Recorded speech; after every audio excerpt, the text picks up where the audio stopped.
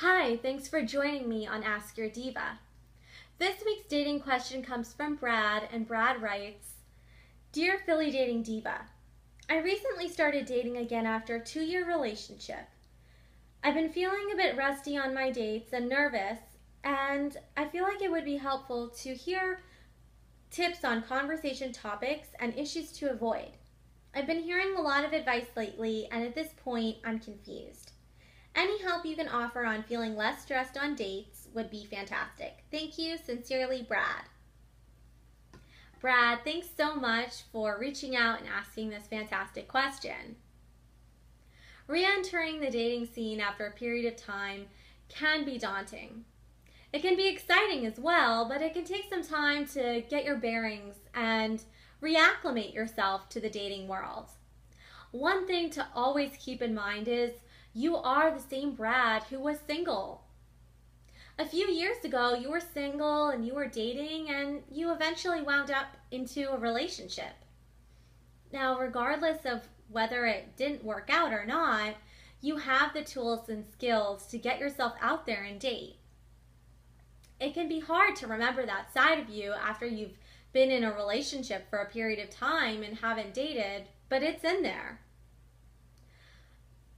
Why don't we start with conversation topics to avoid on dates?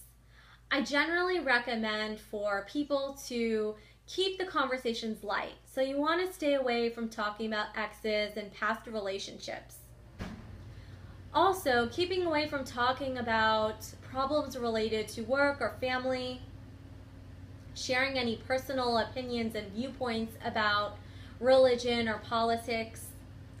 Now, all of these areas are okay to talk about, but in the beginning, when you're first starting to get to know someone, I normally don't recommend you to talk about such heavy issues. You want to focus the time on just trying to get to know someone and be curious about their life. So good things to talk about are exploring about their family. You can ask about where they grew up or if they had any siblings. You can explore about their career, job, how did they get into that specific role. Let's say if they have a dream job, what would it look like? Where would they be? What kind of work would they be doing? Asking some exploratory questions about what motivates them in life or what helps them wake up in the morning. What's the most favorite thing that they're looking forward to doing in a day? These kind of questions can give you more information about what people value in life. My favorite questions are also related to hobbies and interests. This is a great springboard to trying to figure out what your next date could be. One of the most important things to remember when you're on a date with someone is you don't want it to feel like an interview. It's great and it's important to show interest in wanting to get to know someone, but don't forget to also share some information about yourself. If you're exploring about their family and you're asking about siblings and where they grew up, weave in some about your history and your background. I know it can be confusing when your family and friends are giving you advice left and right. They probably mean well, but you want to trust your own instincts. Take everything that people say with a grain of salt, and if you want to try things out, go ahead.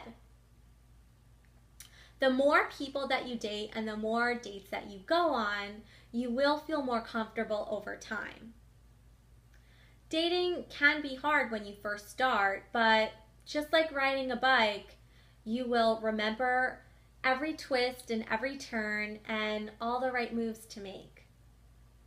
Brad, thanks so much for reaching out and asking this question. I'd love to hear your feedback and comments below.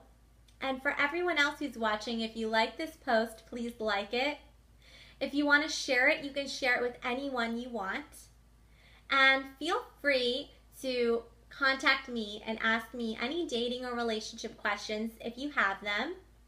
You can contact me by emailing me at info@phillydatingdiva.com.